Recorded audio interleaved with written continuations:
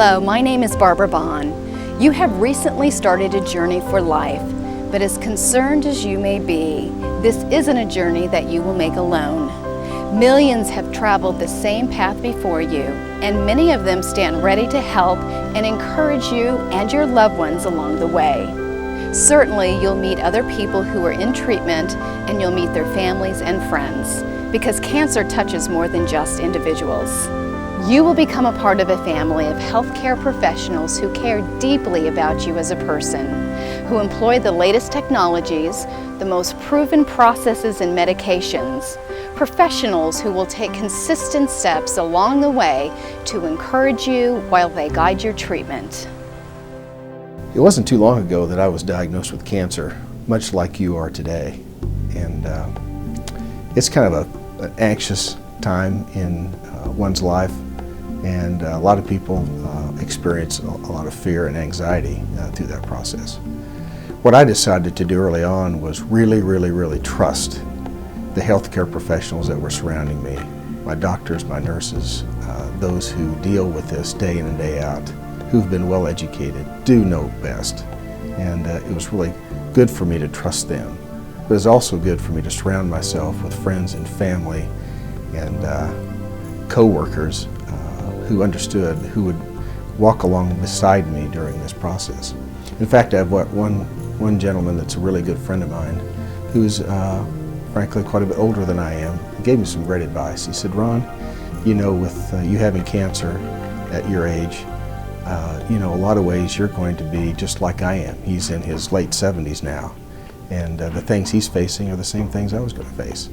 And he said, "Ron, spiritual things will become magnified in your life now, because as you think about all the outcomes that could or could not be, you know, addressing those things in your life will become very important." The second thing is friendships will become very important to you.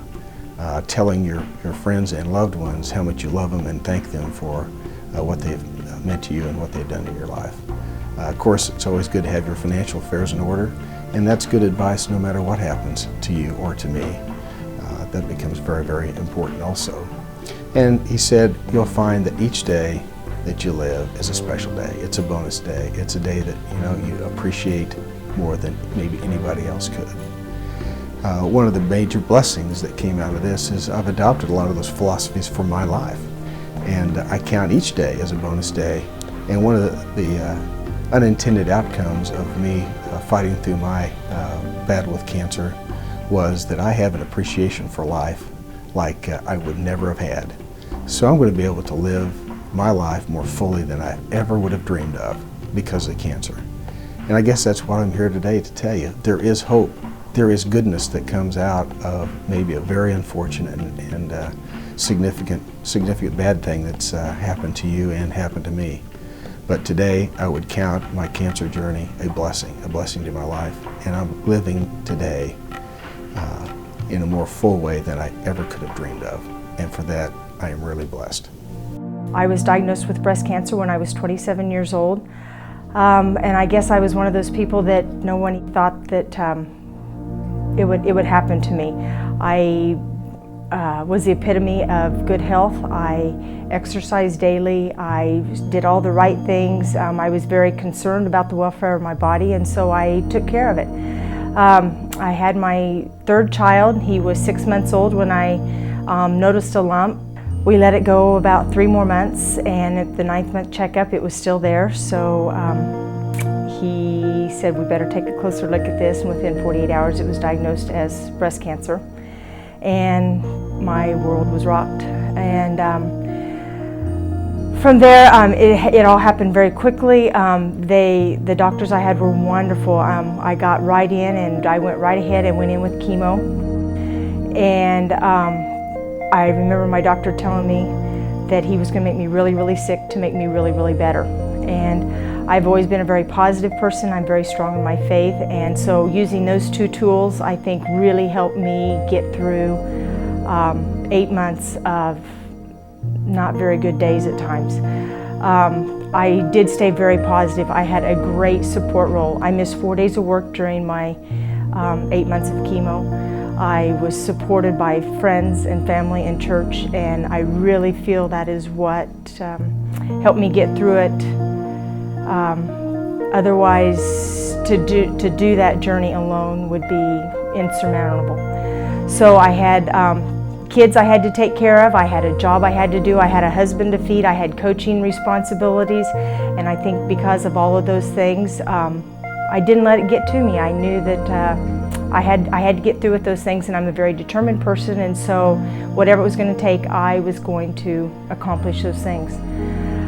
Went through a case study, did 4 rounds of chemo, then I had my surgery, and then I did another 4 rounds of chemo followed by 42 treatments of radiation.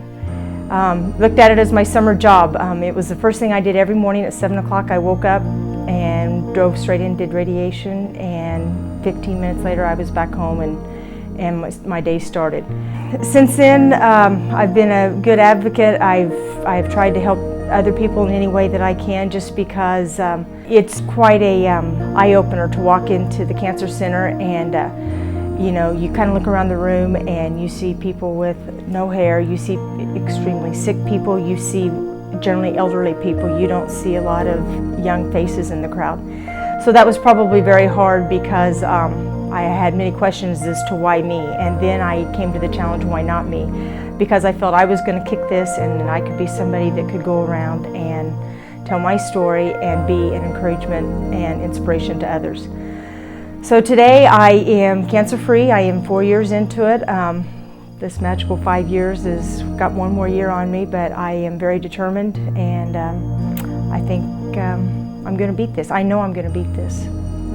As we've said, there are many people on this journey. More than 1.2 million are diagnosed each year. So without question, it's one of the greatest health priorities. Our government and private enterprises spend billions of research dollars each year seeking a cure. There are many promising developments for the future.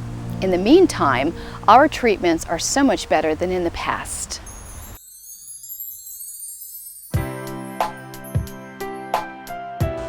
Today, millions of people are living full and virtually normal lives with cancer. Many people undergo treatment and are healed from cancer. There are thousands of people in our community who go on about their lives, work fruitfully, enjoy themselves, and serve, even though they're on treatment. One of the best ways to improve your life chances is to learn all that you can about your particular kind of cancer. Because then as you engage with your healthcare team, we'll all be on the same page. There are books, videos, brochures, websites, and the opportunity for personal discussion and counsel. And you can call toll-free 1-800-4CANCER. We strongly urge you to seek the support of others. What you'll find on this journey is that we all need each other. Certainly, there will be many people who will help you along the way, but you may find that there will be places where you can help others too. And we want you to feel good about life, yourself, your loved ones, and the precious value of each day.